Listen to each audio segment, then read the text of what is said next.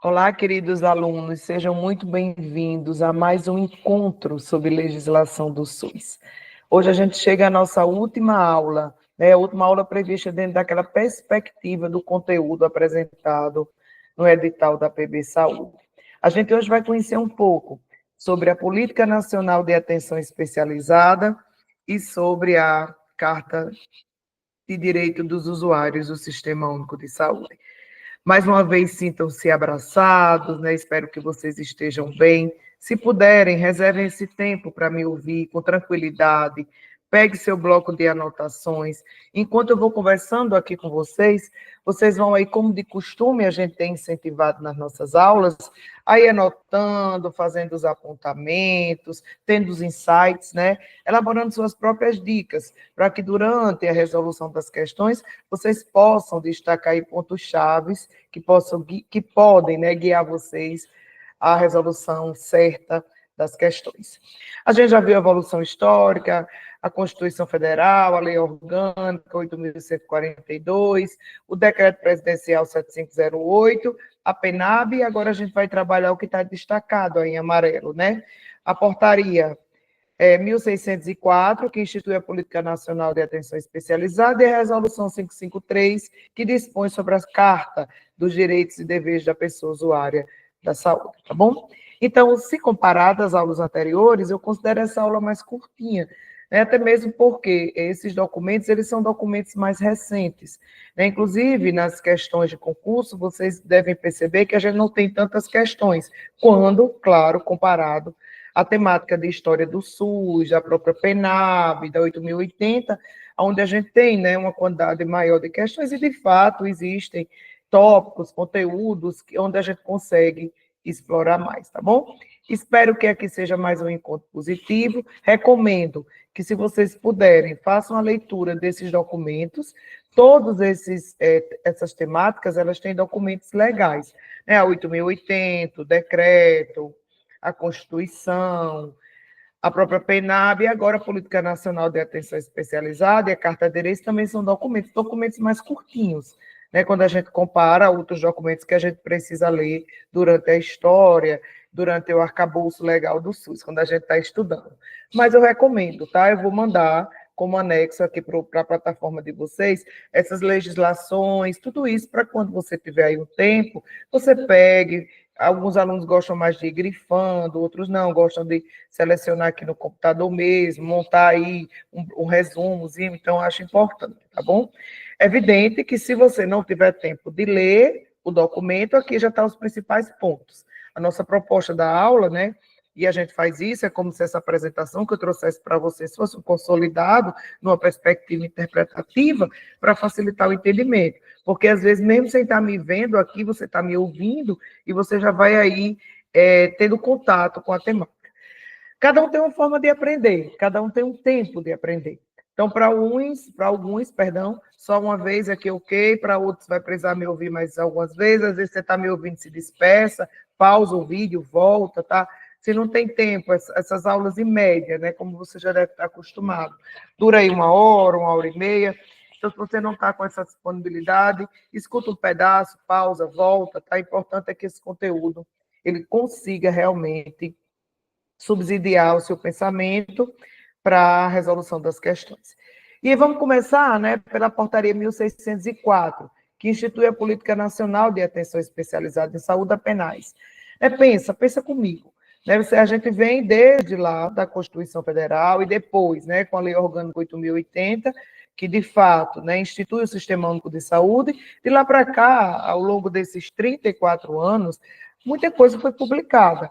Legislação, né, e no tocante à legislação, leis, portarias, decretos, muita coisa foi atualizada, foi retificada, e é isso, esse caminhar mesmo, porque a perspectiva é que o Sistema Único de Saúde, ele aconteça embasado em normativas legais, né, que essas normativas, elas servem também, né, de subsídio para a gestão, servem de subsídio para a própria população, servem de subsídio para o legislativo. Então, por isso, com o passar do tempo, a gente vai vendo mais leis surgindo, né, mais situações sendo atualizadas, e o objetivo é que essa construção legal ela aconteça baseada nas necessidades de saúde da população usuária, né? Sempre a gente vem repetindo isso aqui. Por quê? Qual é a nossa preocupação? A gente sabe que o Brasil é muito heterogêneo, tem diversas realidades, né, Brasil afora, a gente sabe que tem realidades onde, de fato, as diretrizes, os princípios do Sistema Único de Saúde, eles acontecem de uma forma satisfatória, a legislação é entendida, e a gente sabe que tem cenários que não. Mas você vai fazer uma prova de concurso. Então, para fazer a prova do concurso, você tem que se embasar no que está na lei, e não no que você costumeiramente vê por aí, seja como cidadão, seja como estudante, tá? Então, é bom você pensar nisso. Que, sim, as legislações são constituídas para atender as necessidades da população. E essas necessidades são mapeadas, baseado, né, em perfil epidemiológico, como a gente viu, baseado no que se tem de rede, baseado no que se tem de recurso, né, para que, de fato, a gente consiga atender os princípios do SUS, a universalidade, a equidade, além disso, né, que a gente possa possibilitar a sustentabilidade financeira do sistema, para ampliar acesso, etc, etc, tá? Então, a gente viu aqui, né, a PENAB, a gente tem uma aula que antecede a essa, né, na nossa sequência aqui didática, sobre a Política Nacional da Atenção Básica, e agora a gente vai ver da atenção especializada. A proposta, né, macro dessa política é normatizar mesmo, é regulamentar. Quando você sai uma política dessa, ela quer, vamos falar de uma forma assim, bem objetiva, organizar, estabelecer padrões, não digo padrões do ponto de vista de engessamento, não pense em padrão como engessamento, perdão. Pense em padrão como uma possibilidade, inclusive, né, de parametrizar ações, de trazer protocolos clínicos, né, para embasar as decisões lá na ponta, na operação. Então, quando a gente fala dessa normatização, é nesse aspecto, além de normatizar e regulamentar ações, tá bom? No âmbito, né, do financiamento, no âmbito da responsabilidade, tá? Das esferas interfederativas, porque a gente sabe que muitas vezes, apesar, desde a Constituição prever, não é? A Constituição já previa que a gestão do Sistema Único de Saúde acontece ativo, Estado, município e União, a gente sabe que na prática nem sempre esses entes reconhecem a sua responsabilidade ou assumem seu papel. Então, quando essas políticas vêm, elas vêm nessa perspectiva, inclusive, de trazer ali, né, qual é a responsabilidade do município no âmbito da atenção especializada, qual é a responsabilidade do Estado, qual é a responsabilidade da União. Então, essa é a proposta, tá bom? Então, eu trouxe aí um recorte, né, do Diário Oficial da União, onde se traz aí a publicação da portaria, onde se diz, né, ela foi publicada em 20 de outubro de 2023, portaria, né, 1604, de 18 de outubro de 2023, que institui a Política Nacional de Atenção Especializada no âmbito do Sistema Único de Saúde. Essa portaria, ela traz eixos orientativos, tá? Eixos orientativos, né, que depois se desdobram em diretrizes, se desdobram em recomendações, né? E aí, o que é que a gente tem aí, né, dentro dessa política? Tati, dentro dessa política, a gente vai trabalhar a rede de urgência e emergência, dentro dessa política, a gente vai trabalhar os serviços de reabilitação, dentro dessa política, a gente trabalha os serviços de atenção domiciliar, a rede hospitalar, os serviços de atenção materno-infantil, os serviços de transplante do Sistema Nacional de Transplante, os serviços de atenção psicossocial, os serviços de sangue e hemoderivados e atenção ambulatorial especializada, incluindo o serviço de apoio diagnóstico e terapêutico. Né, isso aí é uma distribuição didática, né, descritiva, mas a gente sabe que, na prática, o ideal é que essas caixinhas, né, que estão aqui ilustradas de forma separada, elas aconteçam na maior integração possível. Né, que a rede de urgência e emergência esteja integrada aos serviços de atenção psicossocial, esteja integrada à rede hospitalar, e a gente sabe, como a gente vai ver já, acho que no próximo slide, né, é que todas essas variáveis, elas também têm legislação própria. Tá? Elas também têm legislação própria a ser seguida. E a proposta da PNAS não é substituir essa legislação, é que, através das orientações que a política traz, né, os princípios e as orientações trazidas por essas políticas, elas também sejam respeitadas, as normativas legais também sejam respeitadas. Agora, deve existir permanentemente um esforço, e é isso que vem sendo trabalhado desde antes mesmo da constituição do SUS, que as ações elas sejam integradas, né? Que haja integração entre os entes, que haja integração entre as linhas de cuidado, que haja integração entre os níveis de atenção à saúde, porque dessa forma a gente consegue aumentar a resolutividade frente aos problemas de saúde apresentados pelo indivíduo ou pela coletividade. E dentro da portaria, ela acaba fazendo integração também, tá? Ou, né, respeitando aquilo que está previsto na Política Nacional de Atenção Hospitalar, né, na Política Nacional de Atenção às Urgências, na Política Nacional de Segurança do Paciente, só lembrando, né, que também a PENAB já traz aspectos, a PENAB de 2017, e vez por outra eu vou lembrar aqui de coisas que a gente já estudou, só para ratificar o pensamento de vocês, ou se vocês tiverem esquecido, lembrarem, tá? A gente trabalha, né, a política o eixo, segurança do paciente, também foi trazido da PENAB, Política Nacional de Atenção Domiciliar, né, com o programa Melhor em Casa, com a modalidade Melhor em Casa, Programa Nacional, Nacional de Sangue e Hemoderivados, Rede de Atenção às Pessoas com Doenças Crônicas, Política Nacional de Atenção em Oftalmologia, Sistema Nacional de Transplante, Política Nacional para Prevenção e Controle do Câncer, Rede de Atenção Psicossocial, Rede Cegonha com componente especializado. Atenção, tá, para essa Rede Cegonha, ela está sendo substituída nesse momento, né, pela Rede Aline. Então, se vocês tiverem curiosidade, não tiverem ouvido falar ainda, a Rede Aline traz o componente materno-infantil, tá? Essa Rede Aline é homenagem, né, alusiva a uma gestante, né, que faleceu. Então, tiverem curiosidade também, vão aí pesquisar, é importante. Então, se aparecer Rede Aline nos concursos, já sabem, trata o componente materno-infantil em substituição à Rede Cegonha. Política Nacional de Atenção Integral à Saúde da Pessoa com Deficiência, Política Nacional de integrar as pessoas com doenças raras, Política Nacional de Atenção Cardiovascular de Alta Complexidade e Política Nacional de Atenção de Alta Complexidade em Traumato-Ortopedia. A própria título da política já nos remete à atenção especializada, como o título da PENAB já nos remete à atenção básica, atenção primária à saúde. Então, aqui a gente está falando do nível secundário, essencialmente do nível secundário. Né? Mas não quer dizer, como eu já tinha dito anteriormente, que a gente faça a relação com a alta complexidade e, por vezes, permeie a alta complexidade, e que a gente faça a relação com a atenção básica e, por vezes, permeie a atenção básica. Então, a gente tem aí, tá certo? A nossa portaria, né?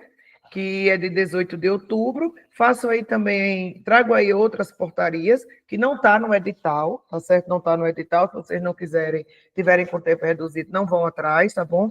Mas eu trago, porque se vocês estiverem ampliando os estudos de vocês, possivelmente vocês vão encontrar a portaria 3.942, que trata o Programa Nacional de Expansão e Qualificação da Atenção Ambulatorial Especializada, né, que foi em relação, que foi depois da Política Nacional de Atenção Especializada, o programa Mais Acesso a Especialistas, tá certo? Que também agora é de 2024, e todos esses documentos surgiram depois da PENAS, né, com relação ao que traz essa política. Não substitui, tá bom? PENAS continua ativa, vigente, é só porque vocês estiverem estudando, vocês vão aí encontrar esses documentos.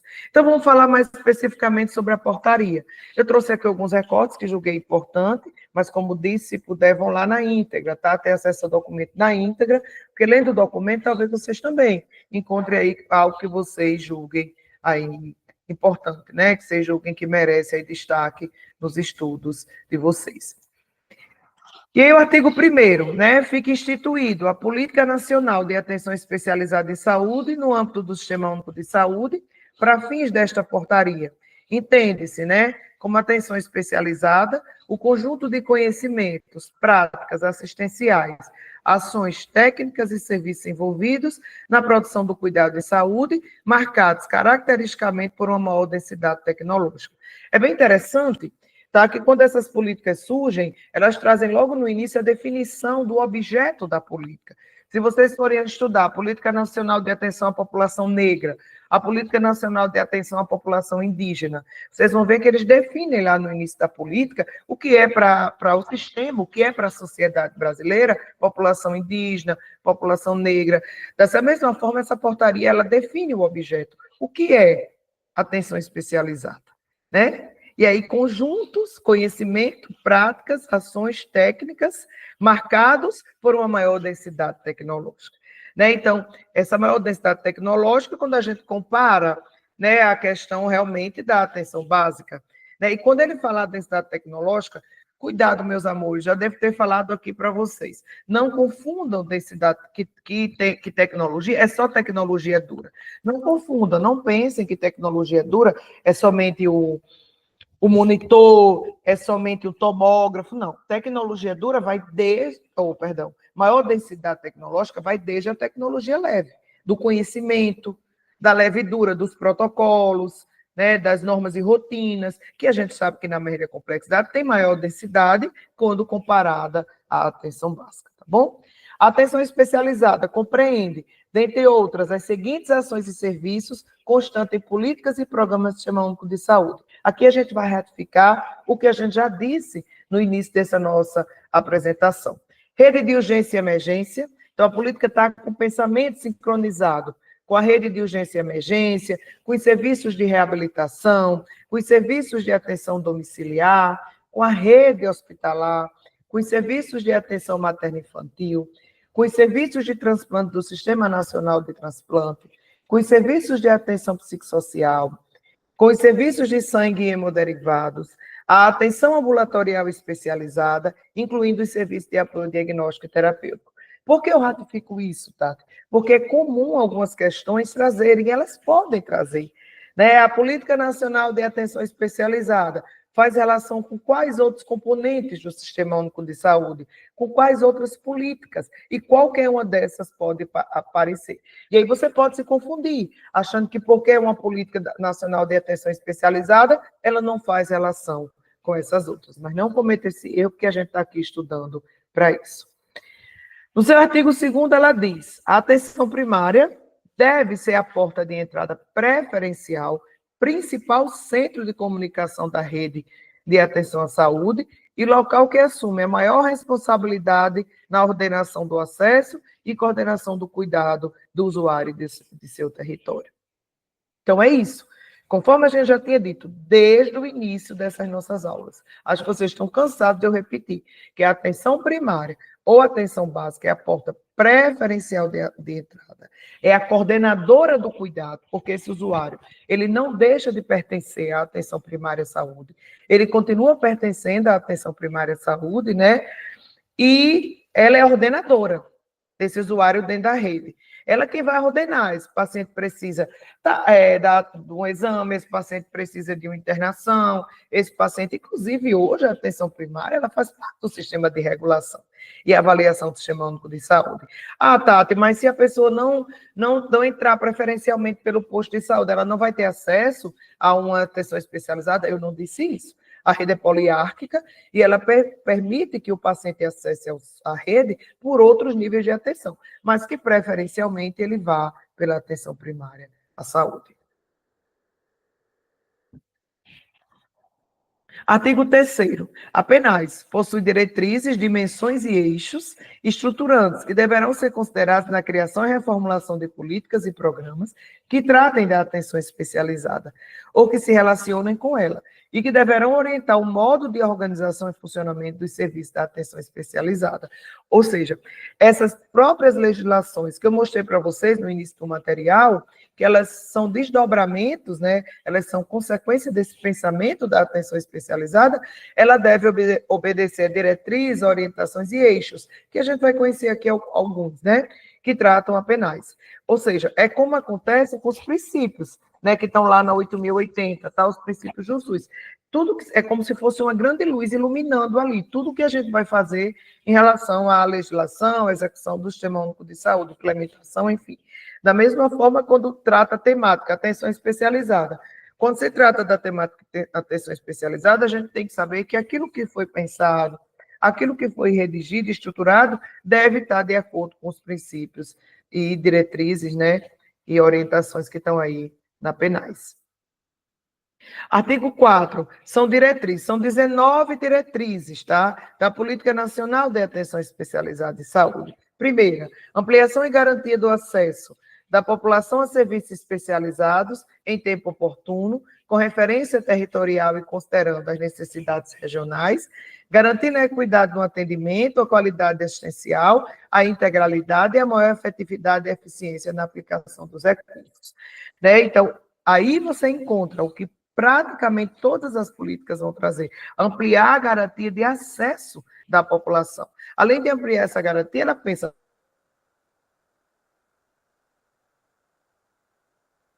na qualidade, ela pensa nas necessidades regionais, até mesmo porque a atenção especializada, ela está presente nas regiões de saúde, né, e na sustentabilidade do sistema. Promoção da regionalização dos serviços de atenção especializada em saúde e da integração com os demais serviços na perspectiva das redes de atenção à saúde, em consonância com as pactuações regionais e macro-regionais. Então, promoção da regionalização. Lembra da regionalização? Isso é diretriz do Sistema Único de Saúde, né? E aí essa regionalização, essa rede, né, essa rede, esse caminho pelo qual o paciente vai seguir, ele está previsto dentro das regiões e macro-regiões. É tanto que a gente estudou no decreto que as regiões elas são constituídas de muitos municípios e para se caracterizar uma região de saúde, obrigatoriamente vai ter que ter alguns componentes, inclusive componentes da atenção especializada. Eu não trouxe, né, como vocês puderam ver, os 19, né, as 19 diretrizes aí, tá bom? Não trouxe, tá? Elas estão lá, no documento. Se vocês acharem importante eu trazer, dá um toque aí na plataforma, que eu volto aqui e gravo só as diretrizes. Didaticamente, eu achei que ia ficar muito extenso e cansativo, mas a gente pode fazer sim, ok? Artigo 5º. A estruturação da atenção especializada em saúde no SUS se dará conforme as seguintes dimensões. Dimensão sistêmica, uma dimensão macro, um olhar macro, né, para os problemas de saúde, para as políticas macro, organizacional, como é que esse serviço, aí já na ponta, na execução, na operação, vai se organizar e como esse profissional vai ser inserido.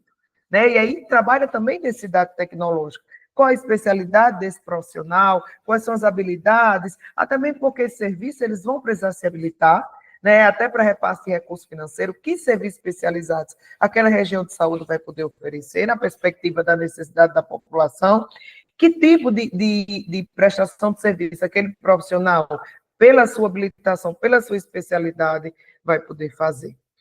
Artigo 6º. A dimensão sistêmica, como eu pouco já adiantei aqui, né, trata da articulação dos serviços de atenção especializada com os demais pontos de atenção e a integração das práticas profissionais de acordo com o planejamento regional integrado. Então, essa região tem um planejamento baseado no mapa de saúde, baseado na necessidade da população, baseado nos componentes que aquela região tem, e visando a implementação da rede, né, conforme o anexo 1 da portaria de consolidação, com ênfase no seu papel de apoio à atenção primária, com o objetivo de promover a integralidade, a continuidade do cuidado, evitar o desperdício. Então, a dimensão sistêmica vai ter esse olhar. O que é que foi previsto no plano? Né? O que é que a atenção básica sinaliza? O que é que essa população precisa, né, dessa perspectiva, inclusive, de otimizar os recursos? Artigo 7º, a dimensão organizacional, lembra? Trata do modo como os serviços especializados organizam suas equipes no mundo profissional. Como é que esse serviço está organizado? Que recursos ele tem? Que habilitação ele tem? Que equipe ele tem, tá certo? Para oferecer um serviço, né? Oferecer um cuidado, perdão, serviço de qualidade aos usuários e prestar apoio mediante matricialmente as outras equipes e serviços. Precisa matriciar. Matriciamento também é uma palavra que você vai ver muito dentro do Sistema Único de Saúde, na atenção primária. Matriciar é saber, é fazer uma matriz de atendimento. Aquele serviço tem isso, eu tenho isso. Como é que a gente vai negociar, né, a fim de otimizar esse recurso, facilitar a vida do usuário, aproveitar a potencialidade dos serviços, tá? E garantir a continuidade do cuidado. Artigo 8 já é a dimensão profissional, que trata da forma como os profissionais de saúde dos serviços especializados promovem o cuidado, interagem com os usuários, sendo influenciada pela capacidade técnica dos profissionais, que muitas vezes são especialistas, pela sua postura ética e capacidade de responsabilizar e produzir vínculo com os usuários, atuando de acordo com os melhores saberes e técnicas clínicas disponíveis, com bom senso e ética. É isso que a gente espera. O artigo 9º, agora vem para os eixos, né, estruturantes da política nacional, diretrizes, dimensões e eixos da política de atenção especializada em saúde. Planejamento ascendente de base territorial. Lembre que a gente, desde a PENAB ou de outros momentos, a gente trabalhou com a perspectiva do planejamento ascendente, né, do nível menor para o maior, né, tomando como base ali o território, a própria atenção primária à saúde e a organização dos serviços de atenção especializada na RAIS, de acordo com o planejamento regional integrado, conforme a gente já tinha colocado aqui para vocês. Tá bom?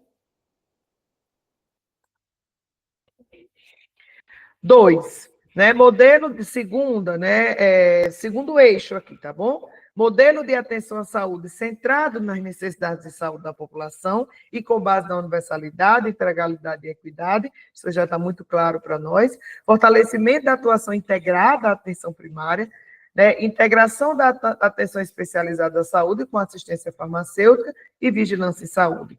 A gente sabe que a assistência farmacêutica, vigilância em saúde, né? Elas já são previstas, inclusive, pela 8.080, né? Elas trabalham a vigilância em saúde, que aí a gente sabe que tem os seus componentes próprios, né? Vigilância ambiental, vigilância sanitária, epidemiológica, e que ela tá presente em todos os níveis de atenção à saúde.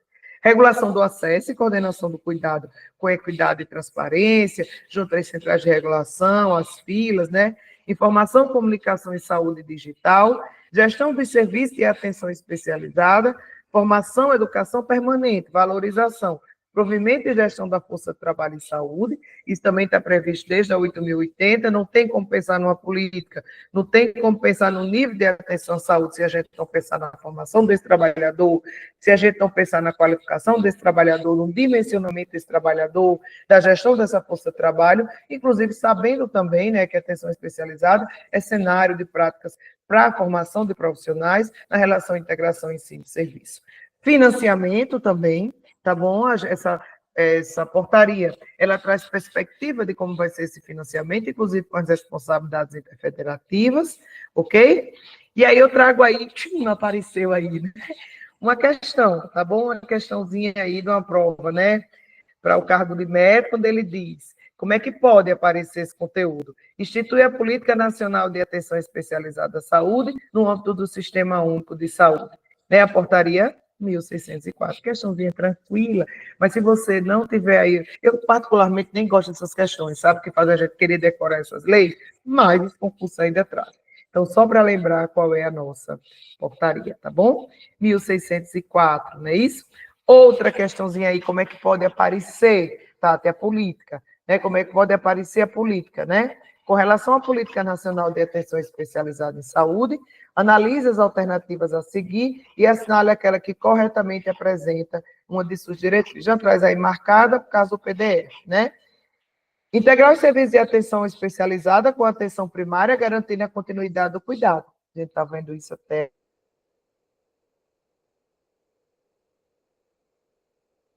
agora. Oferecer serviços especializados em unidades privadas, conveniadas ao SUS, pode acontecer, tá certo? Mas não é uma diretriz. A diretriz é algo macro, é macro. Centralizar o atendimento especializado só no Gandhi. A oferta de serviços especializados no caso de urgência e emergência também, mas não é uma diretriz. Priorizar o atendimento especializado para pacientes com saúde, seguro de saúde privado, não. Olha como está claro aí. Integrar os serviços de atenção especializada com quase eu não digo, né? Com atenção primária, esse é a mente bem acelerada, garantindo a continuidade do cuidado. Ok, meus amores? Então, era isso, né? De que supetão a gente parou aqui, caiu na questão, mas lembre, né? Só recapitulando, que a gente conheceu a PENAIS, a gente conheceu, né, suas diretrizes, tá bom? Algumas de suas diretrizes, a gente conheceu as suas dimensões e a gente conheceu os seus eixos, tá? E conheceu, evidentemente, a proposta central da nossa política. E depois dessas questões, vamos para onde? Conhecer a resolução 553, que trata da Carta de Direitos e Deveres da Pessoa Usuária. Leia aí comigo, ó. Já inicia lendo. Resolução do Conselho Nacional de Saúde, número 553, de 9 de agosto de 2017, que dispõe sobre a Carta dos Direitos e Deveres da Pessoa Usuária de Saúde. Então, o que é que se pretende essa resolução?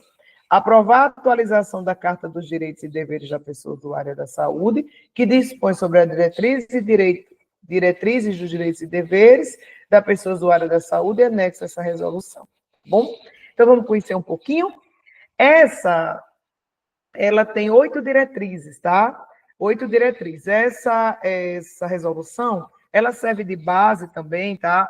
Para que os serviços, né, os hospitais, enfim, os serviços, eles criem suas próprias cartas de direito dos usuários. É que suas cartas podem, além de conter aspectos inerentes a essas diretrizes, aspectos mesmo operacionais do serviço. Então, a primeira diretriz, toda pessoa tem direito, em tempo hábil, ao acesso a bens e serviços ordenados e organizados para a garantia da promoção, prevenção, proteção, tratamento e recuperação da saúde, né? Então, toda pessoa tem direito a acesso. Está aí previsto, inclusive, né, com a questão da universalidade, enfim. Lembra também, tá, que essa carta ela não só tem direitos, a gente vai deixar que é os direitos, mas elas também têm deveres. Oriento novamente que você faça a leitura, tá bom, da carta na íntegra, para destacar os pontos que você considera também relevantes. E aí, dentro dessa primeira diretriz, eu trago itens, né? Para cada diretriz dessa, eu trago alguns itens, mas tem mais itens, né, lá no documento original. Cada pessoa possui direito de ser acolhida no momento em que chegar ao serviço, conforme sua necessidade de saúde e especificidade, independentemente de senhas ou procedimentos burocráticos, respeitando as prioridades garantidas em lei. Né? Ninguém está dizendo que a pessoa pode ter que chegar e logo ali ser atendida. A gente está falando do acolhimento. Essa pessoa acolhida, é orientada e, dependendo, né, ela vai ser atendida assim.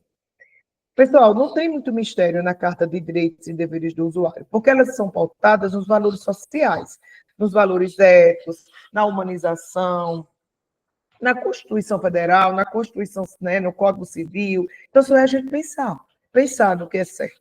Tá? É porque hoje, né, tá tão confuso, a sociedade está tão confuso, como nós, inclusive profissionais de saúde, prestamos nossos serviços, que por vezes, né, o que era errado está certo, o que era certo está errado, né, que os valores estão muito confusos, mas só se você pensar o que é ético, o que é certo. E, acima de tudo, né, respeitar a vida humana. Porque quando você respeita a vida humana, você começa a compreender muitas das coisas que tem aqui dentro dessa resolução. Segundo, ainda no tocante à primeira diretriz, a promoção e a proteção da saúde devem estar relacionadas com as condições sociais, culturais e econômicas das pessoas, incluídos aspectos como segurança alimentar e nutricional, saneamento básico e ambiental, tratamento das doenças negligenciadas conforme cada região do país. Iniciativas de combate às endemias e doenças transmissíveis, combate a todas as formas de violência e discriminação, educação baseada nos princípios dos direitos humanos, trabalho digno e acesso à moradia, transporte, lazer, segurança pública e previdência social. Tudo conforme está previsto na Constituição Federal. Ah, Tati, mas não acontece. Volto a dizer o que eu disse no início da aula. Às vezes, eu sei que muitas dessas coisas não acontecem, mas a prova não quer saber disso. Então, fica de olho no que está escrito aqui, tá? Segunda diretriz. Toda pessoa tem direito ao atendimento integral, aos procedimentos adequados e em tempo hábil, a resolver seu problema de saúde de forma ética e humanizada. É direito da pessoa ter atendimento ter direito aos tratamentos, tá? É escrito esse D não tem, aos tratamentos possíveis. Atendimento ágil, com estratégias para evitar o agravamento, né? Aí entra, tá certo? A prevenção, inclusive, secundária, vista em epidemiologia.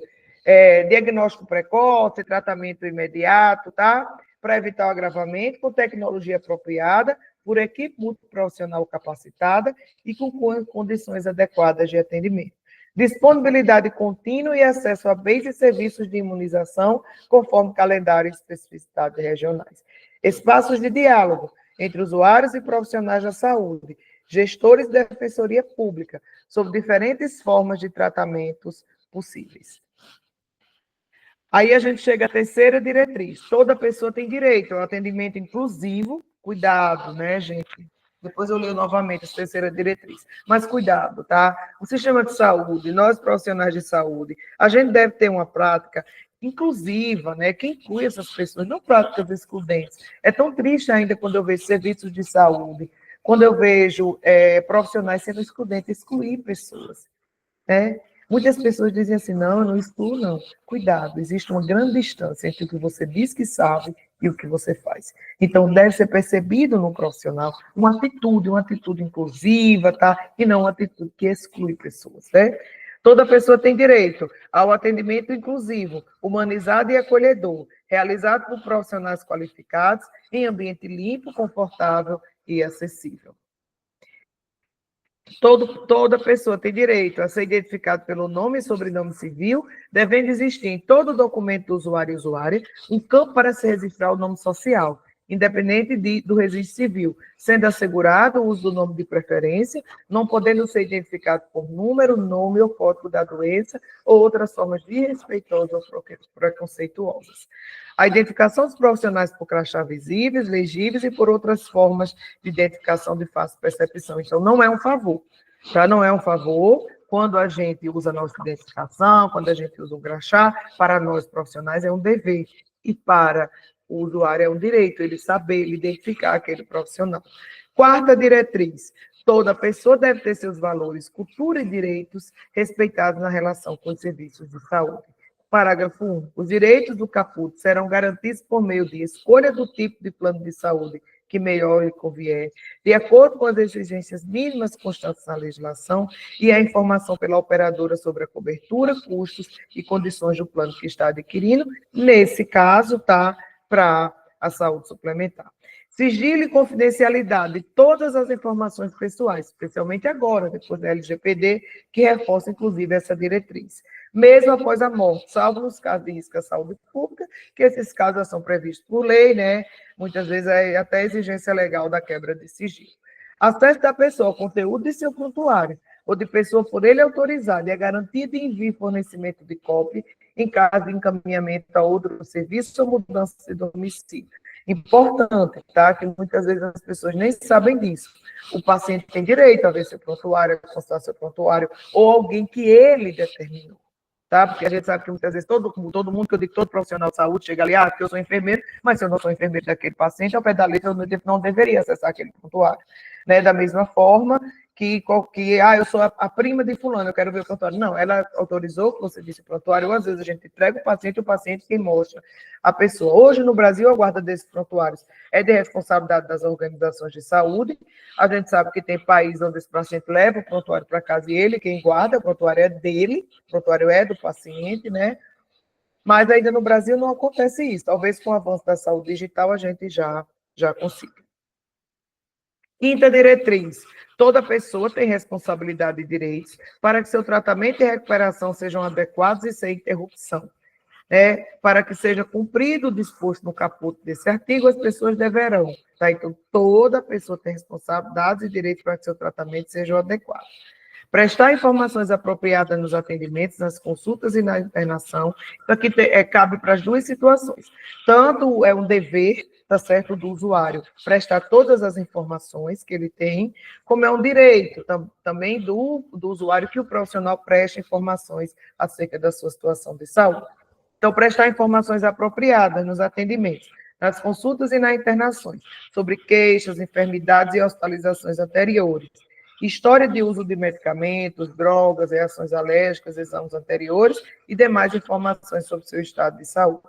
Expressar se compreendeu as informações e orientações recebidas e, caso ainda tenha dúvidas, solicitar o esclarecimento sobre elas, tá? Do mesmo jeito, né? O paciente tem o dever de dizer, olha, eu não entendi, né? E o profissional tem o dever, né, de informar essa pessoa sobre o seu tratamento e etc. Sexta diretriz, tá bom? Sexta diretriz, vamos lá. Sempre venho aqui conferir se está gravando, tá bom? Sexta diretriz, as unidades básicas de saúde, ainda, né? Sexta diretriz. Toda pessoa tem direito à informação sobre o serviço de saúde e aos diversos mecanismos de participação.